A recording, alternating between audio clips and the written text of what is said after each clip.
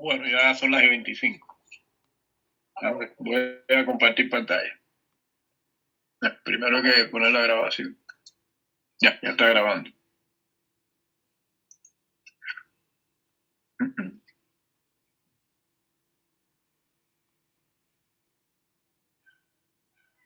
Perdón, es un... No, ya. Aquí.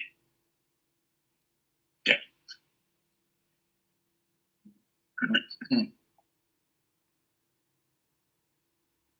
¿Ven ahí la imagen? Hola. No, todavía no, profe. ¿No se ve? No. Voy a ver entonces de nuevo qué pasó aquí. A ver, aquí pasó algo. Vamos a ver. Compartir pantalla. ¿Dónde estás? Aquí está. Aquí está. Ahora sí.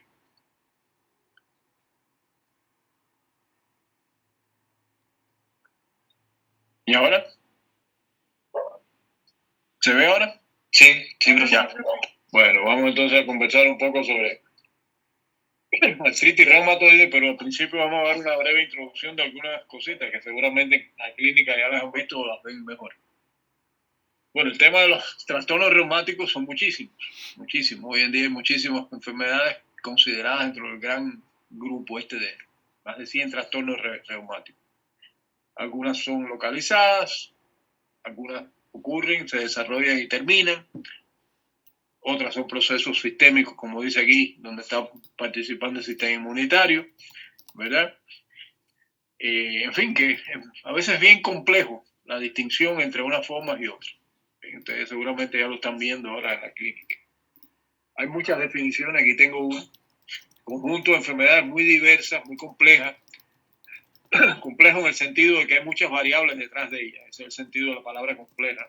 Donde quiera que utilicen, cada vez que oyen hablar a alguien, no, que es un problema complejo. Eso, en esencia es eso, es un acuerdo para denominar complejo las cosas. Muchas variables, algunas conocidas, otras desconocidas, difíciles de controlar. Ese es el concepto de suceso complejo. De origen no traumático, o el soma está expuesto a muchísimos traumas que afectan principalmente perdón, el aparato locomotor o el músculo esquelético, articulaciones, hueso, etcétera, etcétera, ¿verdad? Y el síntoma que acompaña a todas o a casi todas, y el síntoma más prominente de todas, esto sí, es la inflamación articular. Pero y ustedes saben que el espectro clínico es muy amplio. Más o menos tratado de un breve resumen para introducir el problema. En algunos casos, y debe quedar claro, estas afecciones del soma, el sistema osteotomía articular, hay que diferenciar bien que a veces la inflamación es un suceso primario, como el caso, por ejemplo, de las alteraciones reumáticas sistémicas, el caso de la artritis reumatoide, por ejemplo. ¿Bien? Resultante de una respuesta inmunitaria probablemente de origen autoinmunitario. Fíjate que no es lo mismo decir que una enfermedad es el resultado de una respuesta inmunitaria a afirmar que es de origen autoinmunitario. Hay que demostrar el origen autoinmunitario. Después vamos a hablar un poquitico de eso. Se sospecha, se ha visto, se ve evidentemente que está actuando el sistema inmunitario. Pero ¿cómo compruebo que es origen autoinmunitario? Y en otras, la inflamación es de tipo secundario. Es el clásico caso de la artrosis. ¿Bien? Ya ustedes ya dejaron atrás esta diferencia, ya lo saben perfectamente bien. No hay que explicarlo más. Muchos tejidos se pueden ver afectados por diferentes enfermedades del espectro de enfermedades reumáticas. Está la gota, está la artritis reumatoide, que afecta sobre todo la enfermedad, ataca sobre todo a las sinoviales, ¿verdad? Pero está el lupus eritematoso sistémico, donde el daño abarca un territorio muy disímil, muy variado, ¿verdad? Hay trastornos reumáticos autoinmunitarios sistémicos, sí, demostrados, ¿okay? Por ejemplo, lesiones vasculares inflamatorias difusas, cambios degenerativos del tejido conectivo, muchas enfermedades de cambios degenerativos del tejido conectivo, y pueden, muchas de ellas incluso, compartir cuadro clínico, porque afectan los mismos tejidos. Yo sé que a veces hay mucha confusión en el diagnóstico, ¿verdad? También, eso es parte de lo que hay que hablar antes de hablar de la artritis reumatoide. Entonces vamos ahora acercarnos un poquitico más a nuestro problema, que es la artritis reumatoide. Ustedes se habrán dado cuenta que muchas enfermedades de estas enfermedades clasificadas como enfermedades reumáticas o enfermedades de tejido conectivo, de muchos nombres, la fuerza que inicia el problema es exógena y se reconoce fácilmente. Puede ser una respuesta que afecta el sistema autoinmune articular, respuesta inmunitaria, respuesta inflamatoria, pero que usted sabe qué cosa lo está provocando. Pero tiene gotas y usted sabe que son depósitos de cristales de gotas, depósitos articulares que están lesionando el tejido ahí, y ahí provoca una respuesta inflamatoria. O un medicamento en particular, o una infección bacteriana. Se identifican fácilmente. Y normalmente estas enfermedades que evolucionan de manera aguda, el ciclo es este que está acá. Bien, está el iniciador, desencadena una respuesta inflamatoria inmunitaria y hay un lazo inhibitorio, se va autoagotando la respuesta y cesa la enfermedad en su etapa aguda. Bueno, la vasculitis por inmunocomplejo, que las acabamos de ver, es un ejemplo de eso. Pero cuando estas enfermedades cursan de manera crónica, el esquema no es el mismo. El eritematoso sistémico, la artritis reumatoide. ¿Cuál es la fuerza desencadenante? Muchas veces no se reconoce, no se sabe, no se existe, claro que debe existir, pero no se ha podido demostrar. Y entonces aquí ocurre no lo mismo que en la primera, ¿verdad? Ocurre respuesta iniciadora, pero esta respuesta inmunitaria e inflamatoria, ¿verdad? Provoca daños y esto autoamplifica este lazo inflamatorio. Entonces ya viene la respuesta inflamatoria contra ese daño, para resolver ese daño, para limpiar el área dañada. Más la apoptosis que va ocurriendo de muchos de los elementos que participan en el proceso inflamatorio. Entonces, clínicamente, estas dos imágenes te dan una idea de qué es lo que tienes enfrente, qué es lo que tienes que tratar de dilucidar. ¿Bien? Más allá de, obviamente, el tratamiento clínico más actualizado posible. Esta es la esencia de qué es lo que hay que dilucidar en las investigaciones para algún día poder enfrentar con más arsenal terapéutico las enfermedades crónicas o las enfermedades agudas que atacan sobre todo al sistema autoinmune articular. ¿Sí? La artritis reumatoide es una de las más comunes, ¿verdad? La enfermedad crónica sistémica, persistente, afecta muchas articulaciones. ¿Bien?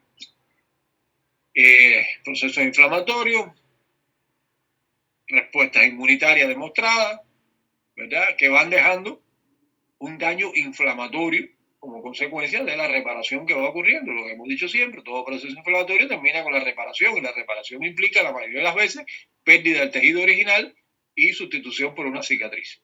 ¿Bien? Entonces la proliferación antiinflamatoria crónica, ¿verdad? ¿Dónde ocurre fundamentalmente en la artritis reumatoide? En el revestimiento sinovial, todas aquellas articulaciones donde hay membrana sinovial. No en el cartílago, sino en la membrana sinovial. Es decir, el blanco de ataque del sistema inmunitario es la membrana sinovial.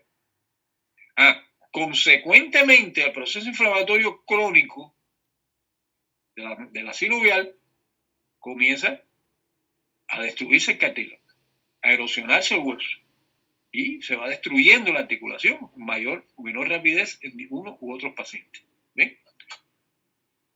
Pero esa idea es básica. Todo empieza por la destrucción o por el daño o por la inflamación, para hablar más correctamente, del revestimiento sinovial. Y como consecuencia de esto, avanza la destrucción inicial del cartílago, huesos erosionados y una articulación que no puede ser funcional ya. Bueno, aquí algunos datos epidemiológicos, más frecuentes en mujeres que hombres, el 1% de la población mundial, la quinta y la sexta década de vida, la etapa en que más frecuentemente aparece. ¿Bien? ¿Por qué se sabe que es una enfermedad? ¿Por qué se postula que es una enfermedad autoinmune sistémica? Bueno, porque se ha visto que hay una activación anormal, muy activada, muy presente, células B, células T, y muchísimos efectores de la inmunidad innata, entiéndase, macrófagos y neutrófilos involucrados. Y la mayoría de esta presencia inusual de todas estas células efectoras, la inmunidad innata o las B y las T de la inmunidad adquirida, ocurre en la membrana sinovial articular. La causa de por qué se desencadena esto no está clara. ¿sí? Se habla de una susceptibilidad a la enfermedad basada en factores genéticos y factores ambientales, pero la literatura es súper extensa y no hay nada totalmente evidencia, ¿verdad? Como evidencia tal. El papel de la infección no se ha probado satisfactoriamente, se ha intentado, pero no hay pruebas sobre esto. ¿Bien? Perdón, que estoy con un poquito de agua. Entonces, recordemos, la sinovial normal, revestimiento celular, delgado, muy vascularizada, pocas células, mucha vascularización, un intersticio por debajo de este revestimiento celular que tiene muchos vasos sanguíneos, ¿verdad? Y una pequeña capa a lo sumo de 3 células de espesor. Y es muy importante la sinovial, ya que aporta nutrientes, lubricación a los cartílagos, etc. ¿Cómo es la sinovial en un paciente con artritis reumatoide? Que es lo que quería aclarar ahorita. Está muy engrosado el revestimiento, 8 a 10 células de espesor, o sea, está muy engrosado, muy inflamado, repleto de células B, de células T, de macrófagos y muchísimos cambios vasculares. Es decir, es un proceso inflamatorio extremo. Formación de nuevos vasos, hay angiogénesis, trombosis de vasos nuevos o de vasos antiguos. Es una gran debacle lo que está ocurriendo en la sinovial. En la medida que el tejido sinovial inflamado, que se denomina pagnus, va creciendo, va invadiendo y va destruyendo el cartílago. Incluso puede destruir el hueso adyacente, formando un gran tejido de granulación, con una gran angiogénesis, una gran formación de nuevos vasos. Y tejido de granulación que, como ustedes saben, va a dar paso posteriormente ya a la reparación tisular. Sobre ese tejido de granulación van a entrar los fibroblastos, van a depositar sus secreciones de colágenas, etcétera, y se pierde la estructura normal, perdiendo la funcionabilidad de la articulación. Ese es el orden en que van ocurriendo las cosas. ¿Bien? Entonces, evidencia de que es un proceso autoinmune, porque lo anterior era evidencia de que es una enfermedad más bien inmune, ¿verdad? Que participa el sistema inmunitario. Pero aquí sí podemos afirmar ahora cuáles son las evidencias más significativas para hablar de que el proceso es autoinmune. ¿Bien? Hay dos evidencias fuertes. Una es la presencia en muchos de estos pacientes de lo que se conoce como el factor reumatoideo, que es un autoanticuerpo de tipo IgM que contacta, es decir, se ataca, digamos, a darle el nombre ese, a la fracción constante de la inmunoglobulina G y forma un inmunocomplejo, pero atacando a la inmunoglobulina G con todas las consecuencias que trae la formación de inmunoglobulina. Y el otro, que es el que más fuerza ha tomado en los últimos años, es la presencia de anticuerpos contra lo que se conoce como el péptido citrulinado cíclico, el CCP, péptido citrulinado cíclico. Incluso se ha visto que este anticuerpo puede detectarse varios años antes de la aparición clínica de la enfermedad. ¿Quién es este anticuerpo? ¿A quién ataca? ¿Quién es este péptido?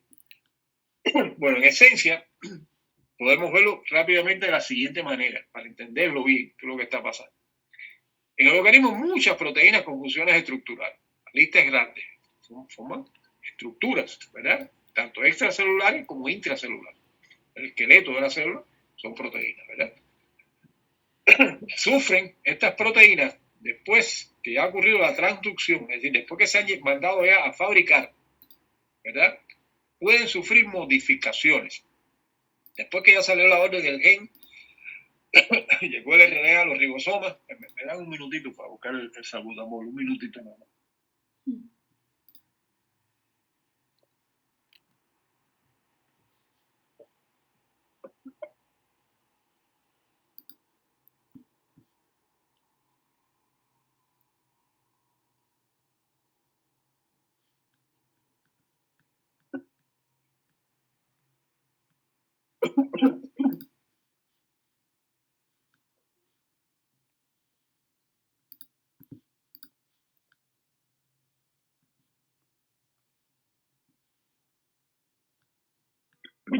Ya, vamos a continuar.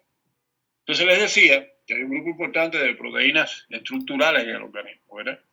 Y que después que se mandan a fabricar estas proteínas estructurales en su proceso de ubicación en los lugares donde van, a veces sufren modificaciones.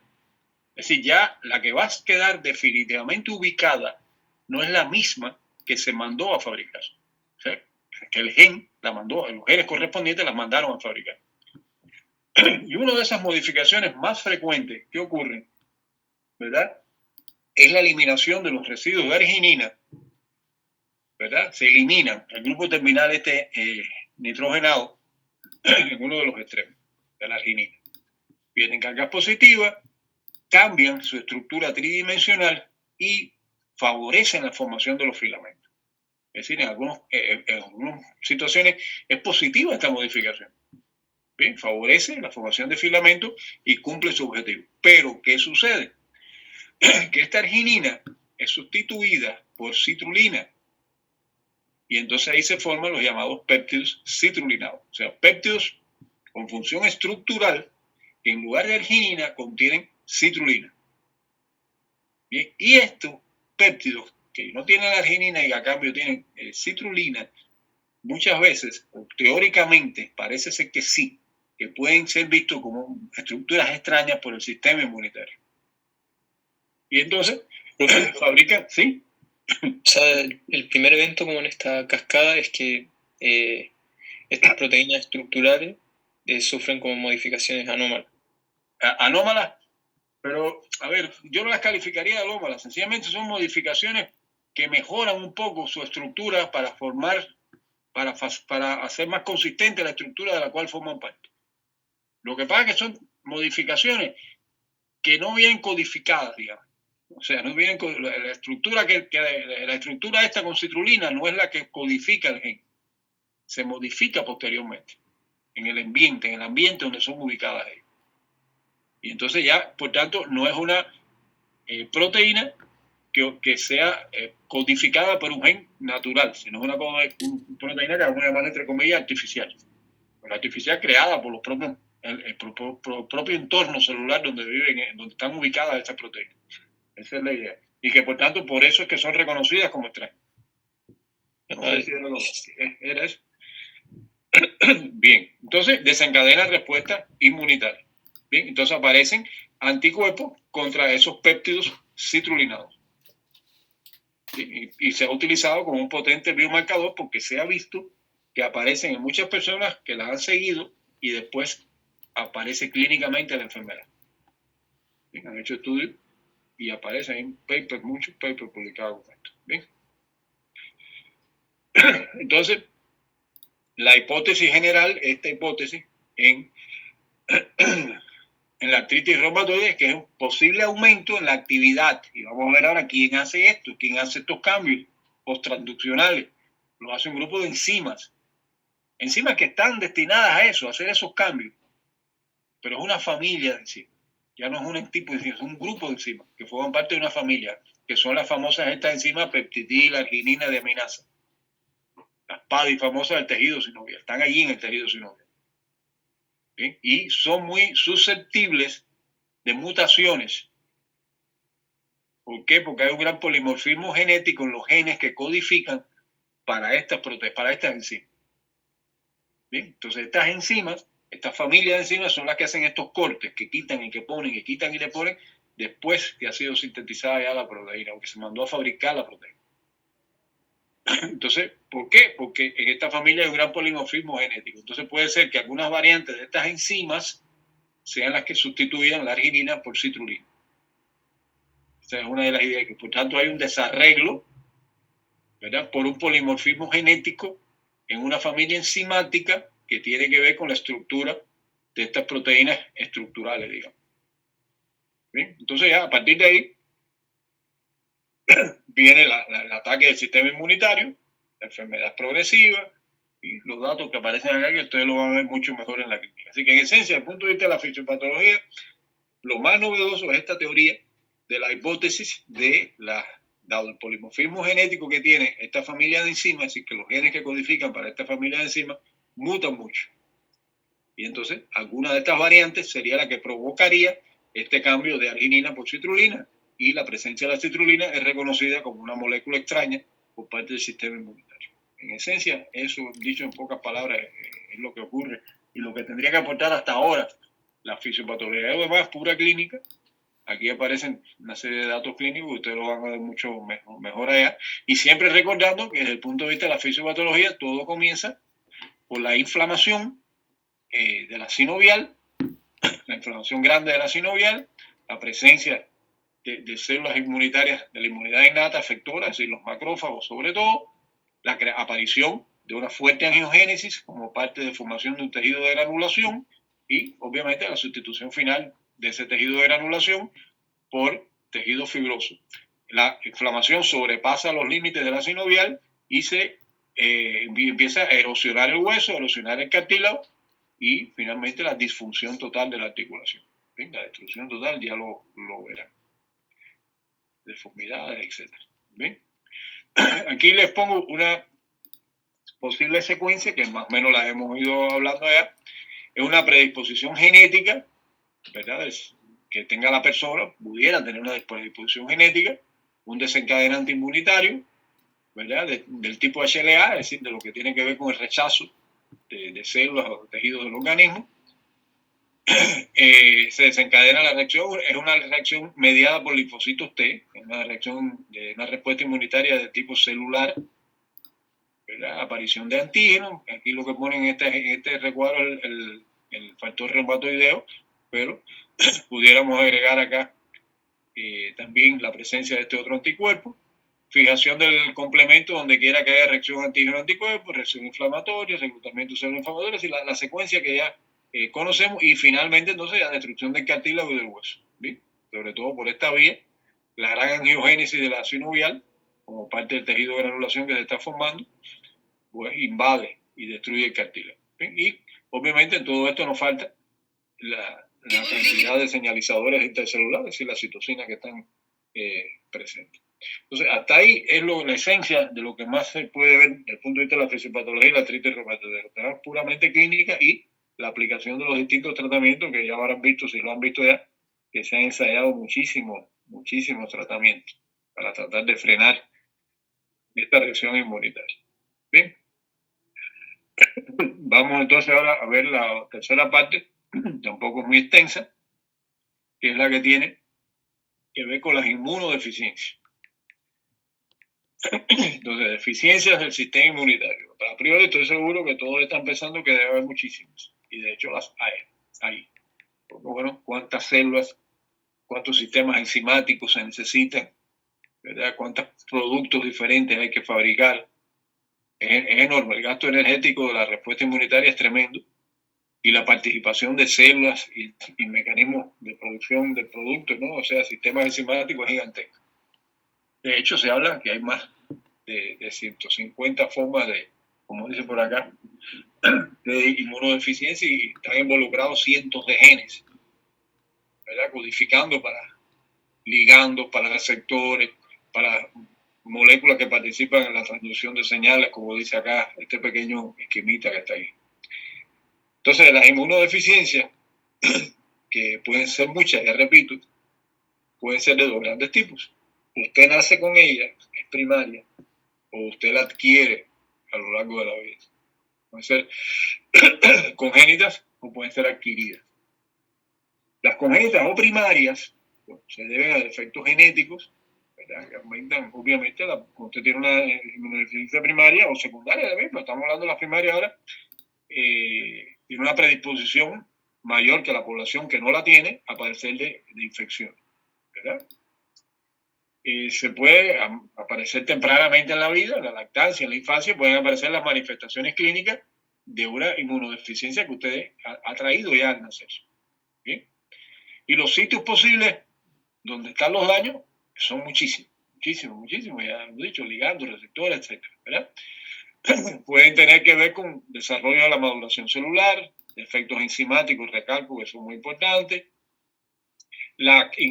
defecto de la proliferación y la diferenciación funcional. Acuérdense, primero está la gran proliferación, la expansión clonal, la explosión o la expansión clonal que ocurre al inicio cuando la célula linfocitaria detecta su antígeno específico, pero después viene la diferenciación funcional. Las células plasmáticas salen de los linfocitos B, las células T se dividen en dos grandes grupos funcionales, las TH1 y TH2. Los CD8 siguen su camino por otra parte, otra diferenciación. Es decir, que todos estos mecanismos que requieren muchos aspectos funcionales, digamos, pueden estar dañados. Anormalidades en el proceso de regulación celular, ¿verdad? En la apoptosis celular, por ejemplo. Respuestas anormales en la citoquina. O sea que es enorme desde el punto de vista de la fisiopatología. Y hay cientos de publicaciones al respecto de inmunodeficiencias primarias, ¿verdad? Bien estudiadas y bien conocidas. Las no conocidas deben ser muchísimas más. Aquí les pongo, para no estar escribiendo mucho, les traje la propia ejemplo. No tienen que aprenderse estos ejemplos. Yo, si hiciera alguna pregunta, les diría qué es lo que ocurre en ese defecto, pero comentemos algunos de ellos. Por ejemplo, hay una enfermedad, esta la conocida como enfermedad granulomatosa crónica, defecto en la síntesis de los intermediarios reactivos de oxígeno en los fagocitos. Es decir, los fagocitos fagocitan, la acción fagocítica no está inhibida, no está perdida, se tiene, pero una vez que tienen el microorganismo adentro, no lo pueden destruir, porque no pueden secretar, por ejemplo, o producir mejor, o sintetizar las especies reactivas de oxígeno, por ejemplo, ¿verdad? Todas las sustancias que se necesitan para destruir el microorganismo dentro del fagolisosoma. Esa es la llamada enfermedad granulomatosa crónica. ¿Se conoce el mecanismo del defecto? Sí, acá aparece en la última columna. Defecto en la adhesión y migración de los leucocitos, ¿verdad? La expresión de las famosas integrinas. ¿Sí? Acuérdense de eso, que los linfocitos, las células blancas, expresan en su membrana una familia conocida como integrinas, y que cuando ocurre el proceso inflamatorio, bien, las células endoteliales expresan entonces un ligando para esas integrinas, que es el que le permite que, entre otros, también están las secretinas que producen las células endoteliales, y los linfocitos fabrican las secretinas para unirse los ligandos para esas secretinas. Todo eso aumenta la adhesión de las células blancas que vienen circulando a las células endoteliales en el sitio próximo a donde ha penetrado el gen, y permite que los linfos se peguen a las células endoteliales, rueden, se acuerdan de aquello que iba rodando, y finalmente cambian su citoesqueleto y pasan al otro lado del vaso sanguíneo. Hay un defecto en la adhesión leucocitaria por ausencia o disminución en la expresión de integrina. Otro defecto bien conocido, está incluso el gen que se sabe que está mutado. Hay deficiencia en la adhesión leucocítica tipo 2, la adhesión y la migración. Ambos procesos están dañados. Ausencia, la expresión de los ligandos leucocitarios para la selectina que presentan las células endoteliales. En fin, que la lista es larga de inmunodeficiencias primarias ya conocidas. ¿Bien? No solo hay inmunodeficiencias primarias conocidas en las células fagocíticas, también la hay en los anticuerpos. Hay gamma-globulinemias, hay hipogamma-globulинemias, ¿verdad? Hay defectos en los distintos tipos, en los distintos isotipos. Bien, acuérdense que el isotipo lo daba la fracción constante, de ahí se saca la A, la G, la M, etc. Entonces hay deficiencias selectivas que también son conocidas, los locus, los genes que codifican y que están mutados y que no pueden fabricar los anticuerpos necesarios, ¿no? Los correspondientes o con la calidad para poder actuar. También hay defectos no solo en los macrófagos, no solo en los anticuerpos, sino que también hay defectos primarios en la activación de los linfocitos T, los T. El famoso síndrome del linfocito desnudo es un defecto en la expresión de CPH de clase 2, ¿verdad? Lo cual trae deficiencia en los linfocitos TCD4, que reconocen los antígenos presentados por las moléculas del CPH clase 2, son los reconocidos por CD4. Por tanto, si hay un defecto en la persona en la expresión de los CPH clase 2, hay una deficiencia de la inmunidad celular de los CD4. ¿Sí? No puede actuar esta familia de linfocitos. También hay defectos proximales en la transmisión de las señales del receptor del linfocito T, el receptor per se. Se daña, no codifica bien la enzima, la proteína, el gen que lo produce, y es un linfocito que no actúa bien. Entonces eso, ¿qué provoca? Bueno, la inmunidad celular anda mal. Entonces, en estos casos anda mal la inmunidad celular. En estos ejemplos, donde la activación de los linfocitos T anda mal. O anda mal la inmunidad humoral en aquellos ejemplos de las hipogammaglobulinemias o las agamaglobulinemias, por ejemplo. ¿Sí? Porque en esencia, lo más importante a conocer es esto. Lo otro es muy importante, pero lo otro sobre todo está en el campo de la genética, que trabajan estudiando estas cosas. Pero para nosotros en la clínica lo importante de cosas es conocer esto, que les pongo acá arriba. La naturaleza del defecto funcional, ¿qué quiere decir eso? Es en la capacidad funcional de los anticuerpos, es en la capacidad funcional de los linfocitos T, es en la capacidad funcional de los efectores de la inmunidad innata, es decir, de los macrófagos y neutrófilos.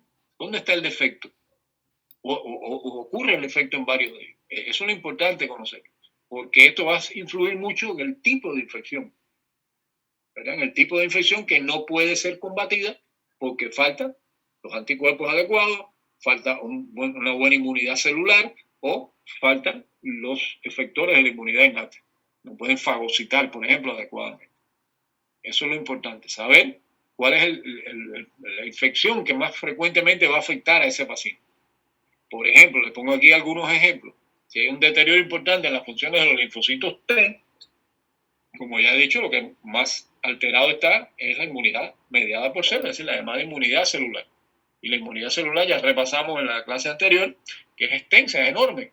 Por tanto, las infecciones oportunistas, bien sea por virus, bacterias, hongos, muchas pueden afectar al paciente, porque en todas ellas se ve involucrada la inmunidad celular. O sea, una inmunidad celular deficiente pone en gran riesgo a los pacientes de infecciones oportunistas. Bien. Se ha visto paralelamente a esto también que cuando hay una gran disfunción o una disfunción de los linfocitos T, en esos pacientes hay cierto aumento en la incidencia de fenómenos autoinmunes. Bien, o sea, al parecer, un trastorno funcional de los linfocitos T deshabilita un poco, ¿verdad? El evitar sucesos autoinmunes en la periferia. Acuérdense, repasen los sucesos de tolerancia periférica. La tolerancia periférica y el rol de un tipo de linfocito que viene del timo, bien, un tipo de linfocito que viene del timo, que precisamente está destinado a tratar de frenar los sucesos que puedan ocurrir en la periferia. Bien, que no respondan a lo que calificó al linfocito cuando estuvo en el timo. Acuérdense, pasen esa parte. Entonces, se ha visto eso, difusión del linfocito T, un aumento de la incidencia de fenómenos autoinmunes. Los mecanismos estos de la tolerancia periférica andan mal. Y entonces, no hay buena tolerancia periférica en determinadas enfermedades o determinadas situaciones y aparecen algunas enfermedades. ¿Bien? Eso, acabamos de ver un ejemplo, en la artritis reumatoide, no pasaron por alto la presencia de serpéntido citrulinado. No lo pasó por alto, no lo toleró el sistema inmunitario y lo atacó. ¿Bien? Hay algo porque eso no debía ocurrir, pero hay algunas fallas en la tolerancia periférica. ¿Bien? Y bueno, hay que seguir investigando al respecto.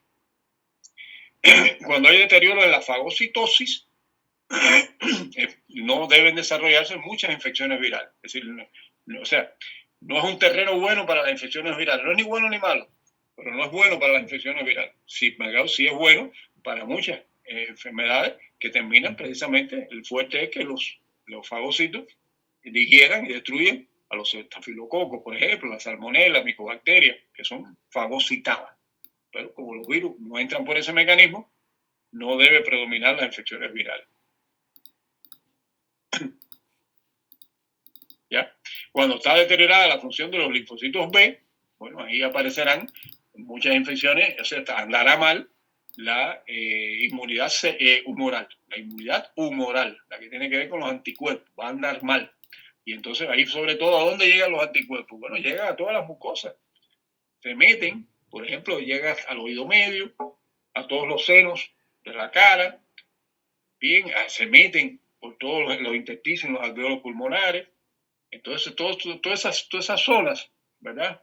Todas esas infecciones de las mucosas, cuando hay un mal funcionamiento del sistema de la inmunidad humoral, pues pueden exacerbarse.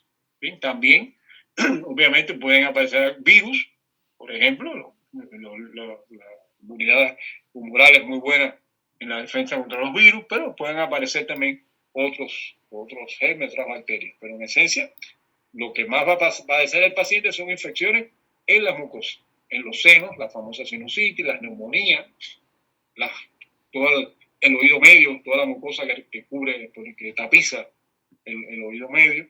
Hay que estar alertas porque si ya sabemos que tiene un defecto en la producción de anticuerpos, pudieran aparecer este tipo de enfermedades. Cuando lo que hay es un deterioro en el sistema del complemento, ¿verdad? La síntesis hepática de las proteínas del complemento, un hígado, por ejemplo, que está muy enfermo, una cirrosis, un hepatocarcinoma, ¿verdad? O incluso en el curso de una hepatitis, hay que tener mucho cuidado porque pueden aparecer infecciones, las mismas que, casi siempre las mismas que ocurren cuando hay un deterioro en la inmunidad humoral. Porque acuérdense cómo trabajan los anticuerpos y el complemento, y el sistema de complemento se auxilian uno al otro. ¿Sí? Entonces, puede ocurrir eso. Finalmente, en este contexto, pensar que, o tomar en cuenta que pacientes con respuestas inmunes defectuosas, sea la que sea, se ha observado que en ellos hay un mayor riesgo de enfermedades malignas. Es decir, la incidencia de enfermedades malignas es mayor en este grupo poblacional. Entonces ahí hay muchas teorías, muchas investigaciones. ¿Por qué? Bueno, porque sabemos que el sistema inmunitario está destinado a reconocer estructuras moleculares extrañas. Y en las neoplasias aparecen estructuras moleculares extrañas. Lo que pasa es que no son tan extrañas para el sistema inmunitario, porque son producidas por las mismas células, o sea, que son las estructuras de ese individuo. Bien, por eso es que los tumores que se originan por virus, es decir, hay varios virus que se ha demostrado que son capaces de provocar neoplasia, convertir células en células tumorales. En esos casos sí reacciona muy bien el sistema inmunitario, porque las proteínas extrañas que aparecen en esas células neoplásicas a causa de un virus sí son totalmente diferentes a las estructuras que tiene el propio cuerpo, las células neoplásicas, no por virus. Por poner un ejemplo. Entonces, eso pudiera, en algunas situaciones, influir, ¿verdad?, en baja de la vigilancia tumoral, trastorno, en fin, cualquier trastorno que pudiera llevar en el sistema inmunitario, por estar estas respuestas inmunes defectuosas, pudiera aumentar la probabilidad de enfermedades malignas. Y desde el punto de vista práctico, les pongo aquí un pequeño cuadro de los signos de alerta de las inmunodeficiencias primarias. Sobre todo se observa en los niños pequeñitos. Lean esto después acá. Esos niños, por ejemplo, esto se ve mucho. El niñito padece infecciones del oído, la mamá va, viene, en un año, esta es la tercera vez que ya está infectado el oído, levanta sospechas, ¿no? El tratamiento con antibióticos por rato largo y no mejora. En fin, son signos de alerta que pueden hablar de que ese niñito tiene algún trastorno inmunitario, alguna deficiencia inmunitaria congénita. ¿Sí? Las inmunodeficiencias adquiridas o secundarias son muchísimas. Siempre nos vienen a la mente los fármacos inmunodepresores, ¿verdad? Las radiaciones, la quimioterapia, son las que más nos vienen a la mente, una persona que padece de cáncer. Pero siempre se nos olvida esta, que es la que más abunda, la malnutrición. ¿Bien? Es la mayor causa de inmunodeficiencia adquirida en este mundo que vivimos nosotros y posiblemente que van a vivir ustedes. Falta mucho para que la humanidad no sea capaz de dar la alimentación adecuada. No porque no tenga los alimentos, sino porque está muy mal organizado el mundo, la sociedad. Entonces, esa es la causa más importante de inmunodeficiencias adquiridas, la malnutrición. Edades extremas de la vida, todo esto son situaciones en las cuales puede aparecer una situación de inmunodeficiencia y bueno, la más clásica, la que hemos más estudiado en los últimos tiempos, es la infección de las células del sistema inmunitario, ¿verdad? Por el virus de la inmunodeficiencia humana. Aquí en esta tablita algunos ejemplos de por qué ocurre inmunodeficiencia, ¿verdad? Bueno, el VIH, por la destrucción o la eliminación de los linfocitos TCD4, vamos a hablar un poquitico más de eso después. La malnutrición, bueno, sencillamente porque todos los trastornos metabólicos que ocurren en esas personas, todos los procesos de estos gastan mucha energía, necesitan suficientes nutrientes. La radioterapia, ¿verdad?, reduce, se daña la médula ósea, que es el sitio donde se fabrican las células blancas, ¿verdad? Cuando hay una metástasis, la metástasis es exactamente algo parecido, que ocupa lugar, cuando hay una metástasis de la médula ósea, ocupa el lugar en la médula ósea y por tanto hay menos posibilidad para la fabricación y maduración de los leucocitos. Bueno, los inmunosuprimidos por trasplantes, etcétera, y la esplenectomía, ¿verdad? ¿Qué ocurre en el vaso? Por eso es lo que ocurre en el vaso. Ahí ocurre la fagocitosis, ¿verdad? De cualquier microorganismo que lamentablemente haya logrado llegar a la sangre. Algún microorganismo que logró llegar a la sangre, que no entró primero por el sistema linfático, o que hubo tal daño, tal trauma que logró entrar a la circulación sanguínea, ¿verdad? Esos gérmenes, esos microorganismos que han entrado a la circulación sanguínea, pues van a pasar por el vaso. Y ahí está el sistema retículo endotelial en el vaso, lleno de fagocitos, o sea, de células con capacidad fagocítica para destruir esos microorganismos. Cuando no hay vaso, cuando hay una esplenectomía, se reduce notablemente esta posibilidad. Ya sabemos que ese paciente está viviendo con ese riesgo. ¿Sí?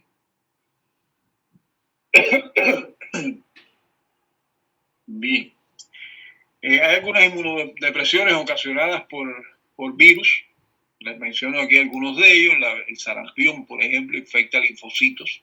Tiene un tropismo positivo por los linfocitos CD4.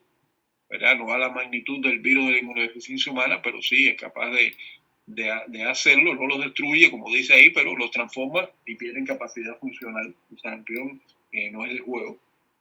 Hay algunos hongos, el Mycobacterium mismo de la tuberculosis, que hay alergia, o sea, el sistema inmunitario no los ataca, sufre alergia, se frena la capacidad de inmunogénesis de estos hongos, ¿no?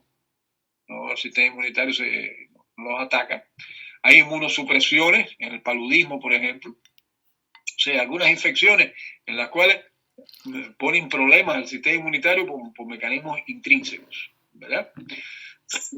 Los fármacos, inmunodepresión por muchos fármacos, los antiinflamatorios son los más conocidos, los corticosteroides.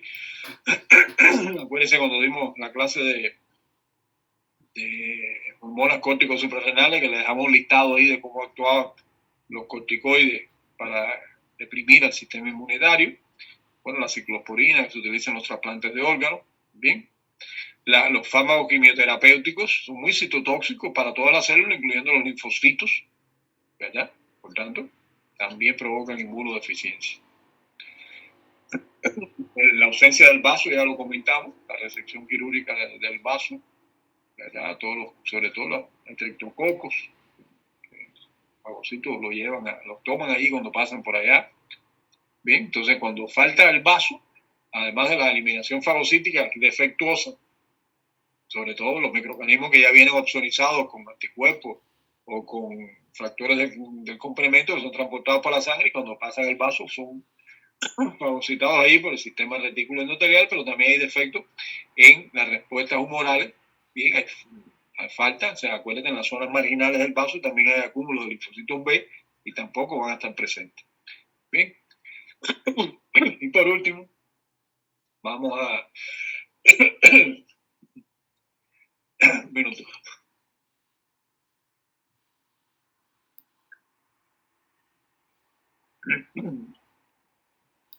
A ver, por último, vamos a dedicar algunos días para hablar del SIDA, ¿verdad? De la enfermedad causada por la infección con el virus de la inmunodeficiencia humana. ¿Qué podemos decir de manera general? Bueno, que provoca una profunda inmunosupresión o inmunodepresión. Muchas infecciones oportunistas, ¿verdad? Desarrollan muchas neoplasias diferentes, sobre todo el sarcoma de Kaposi, ¿verdad? Emaciación, es decir, agota totalmente la reserva energética del organismo, se pierde mucha masa corporal e incluso provoca daños degenerativos en el sistema nervioso central. Es decir, que es un huracán. Bien, esto por suerte ya ustedes conocen que se ha ido controlando bastante y cada día hay noticias más alentadoras. ¿Infecta solamente a los linfocitos T, helper, cooperadores, CD4? No, también se sabe que daña a los macrófagos y daña también a las células dendríticas, presentadoras de antígenos. Entonces, en esencia, hay 4 grandes cosas que no debemos olvidar en infección por el VIH. Primero, deteriora la función de los sistemas inmunitarios, tanto innatos como adaptativos, porque ya acabamos de decir que no solo tiene un efecto directo, dañino, citopático, como se dice, que destruye los linfocitos CD4, sino que también afecta y daña a células de la inmunidad innata. Bien, pero bueno, lo más importante son los efectos estos en la inmunidad celular por la destrucción de los linfocitos CD4 positivos, un efecto directo. Estos efectos directos citotóxicos los infecta y los destruye. También hay una activación crónica de linfocitos no infectados por las frecuentes infecciones. ¿Qué quiere decir esto? Que los linfocitos que aún no han sido infectados por el VIH son los que tienen que echarse sobre sus hombros la defensa inmunitaria del organismo. Y como las infecciones oportunistas han aumentado porque está cayendo el número de linfocitos T, ¿verdad? El paciente se vuelve muy susceptible a muchas infecciones, hay un agotamiento de los linfocitos aún no infectados.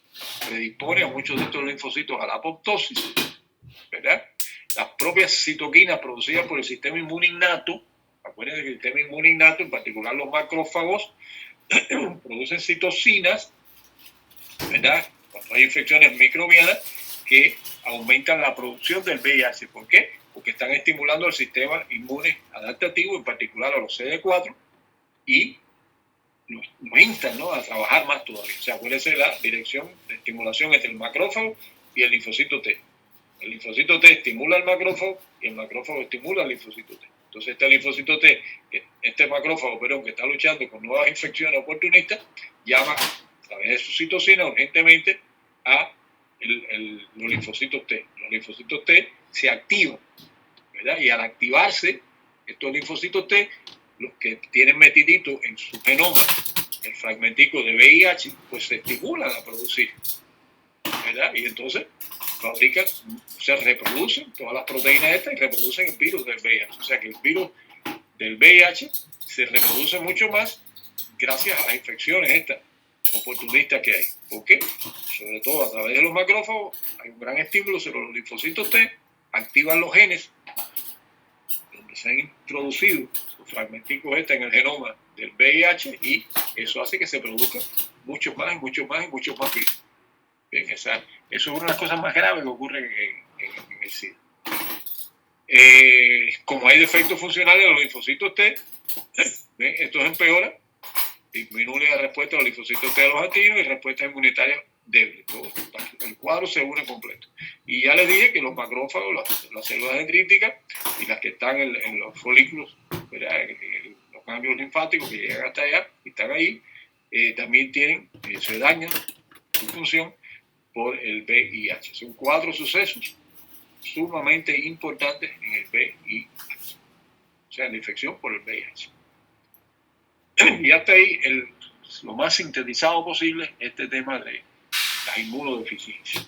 Bien, si sale alguna pregunta de estas inmunodeficiencias, estarán centradas sobre todo en esto que hemos visto hoy aquí. Algo más, los que han resistido hasta el final. Una pregunta. No hay que procesar ahora toda la materia. No te entendí bien. Que hay que procesar ahora toda la materia. Ah, claro, mucha materia. Así mismo es. ¿Cuándo terminan esta unidad? ¿Le falta mucho todavía? Sí, igual nos queda. Estamos recién empezando. Ah, están empezando. Bueno, está bien. Bueno, como siempre, están abiertos las dudas que tengan.